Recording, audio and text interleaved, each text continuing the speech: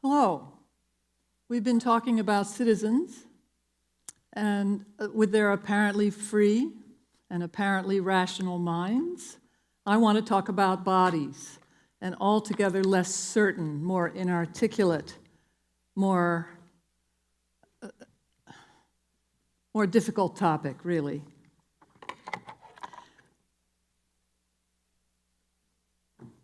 And the way that I want to start talking about bodies today is by talking about the frozen shoulder that I had some years ago. Some of you have had this, I bet. It's a very severe pain in your shoulder that doesn't go away. Ibuprofen does not help. And you cannot raise your arm very far above your head. Well, I decided after a month of agony to seek out acupuncture treatment. And I went to see my friend June Wong. But I think before I tell you about June Wong, I should explain about acupuncture. It's a logical practice that works on things that we tend to think don't exist. The meridians, or the circulation tracts that run over the surface of the body. Fred here has the 12 major circulation tracts marked on his plastic body. So I went to see June Wong, and she put needles in several parts of my body, but not, fortunately, my frozen shoulder. That would have been very painful. She put needles in my lower arms, in my lower legs, and in my head. Once I was comfortable again, she said, "Okay, Judy, let's raise that arm." I raised my arm above my head. I had no pain in my shoulder whatsoever. And the amazing thing was that at the very same moment, that very familiar pain appeared in my shin at the position of one of the needles that June Wong had placed. I was dumbfounded. I couldn't believe it. I said to June, "Oh my God, the tracks are real." Now, I had been working on Chinese medicine for over a decade by this time.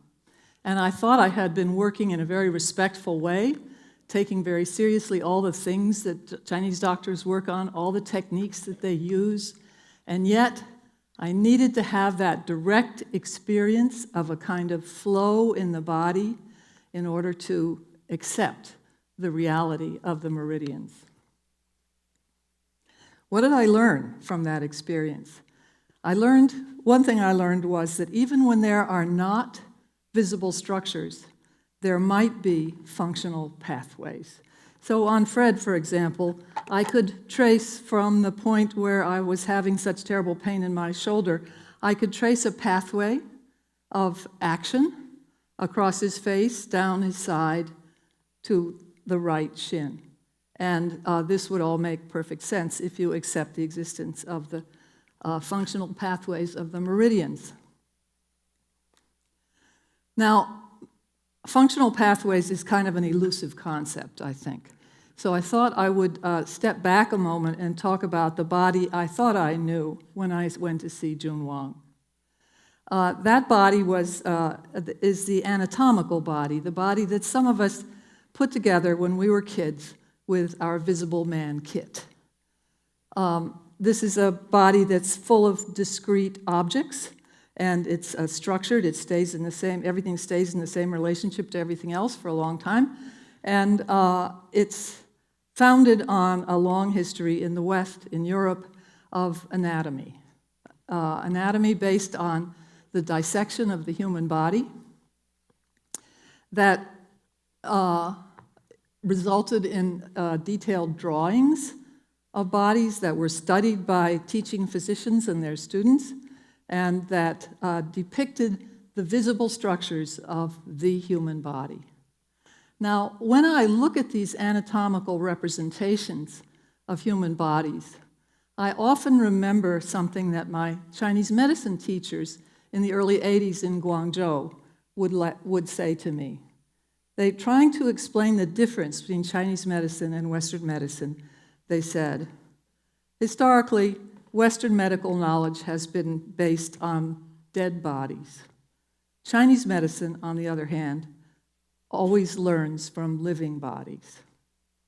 I thought this was a rather profound remark, but looking at this clinical encounter, we can ask, how actually does the Chinese doctor learn from a living body?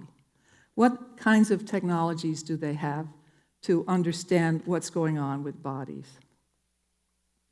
Well, the body that the Chinese doctor works on is interconnected. So, for example, the 12 major meridians on Fred start at the head. Many of them start at the head. They go down the arms. They go down the body.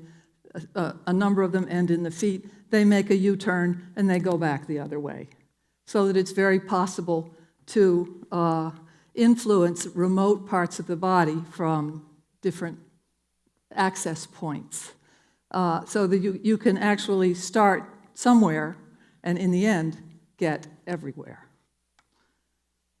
This is why people often call the Chinese medical body holistic. This is a diagram from foot reflexology, which is a rather bizarre subdiscipline of acupuncture, and it involves massaging the feet to reach the different organs and the different spaces in the whole body. Now, has any of you had a foot massage in China? Yes, we have several. Okay, I have, and I found it very comforting and relaxing at first, but then the technician hit a point on my foot, which really hurt, and I said, ow, and she said, aha, you have chronic digestive problems. And I had to admit that I do. So what could I do about this, about my chronic digestive problems using foot reflexology? Well, I could use my handy-dandy home foot reflexology therapy kit, right? I could put those little boards on the ground. I could take off my shoes, which I'm not going, oops, they're backwards. I could take off my shoes, which I'm not going to do, and I could stand on these things and shift my weight around and give myself a fairly effective massage and gradually learn to feel the effects in the rest of my body. I didn't take my shoes off because it really hurts, and I've never learned to do it. Nevertheless, it's much more important for Chinese medicine to talk about the pulse, though. Every Chinese doctor always takes the pulse of every patient who comes to see him. Now, he's not just counting the beats of the pulse against his watch. He's palpating the whole area of the wrist, and he's feeling for qualities. He wants to figure out if the quality of the flow is rough or strident, sluggish, deep, shallow, hectic. There are 28 standardized pulse qualities in modern Chinese medicine. And the pulse-taking doctor can tell something about the quality of the dynamics of the whole body from his palpation of the pulse. I want to finish by talking about my old friend Caroline, who late in her life experienced in Maryland a serious illness which she thought of as total digestive and intestinal collapse. She had a very hard time getting her symptoms under control with her general practitioner, so she tried an acupuncturist. And eventually, they did manage to get the symptoms under control. When I asked her about it later, she said, Chinese medicine is different. You have to pay attention to your body. The changes it makes are subtle, and it takes time. In this process, she said, I learned things about my life that I never understood before. Now, I think that Caroline's story is also a part of medical history. It can remind us that we don't have to just know the body as the visible man anatomy body. We don't have to just know the body as what we see in the mirror in the morning when we're wondering about whether our clothes fit properly. We can think of the body as the body that lives, and we can perhaps work on, following Chinese medicine, work on minding the body differently. Fred thanks you.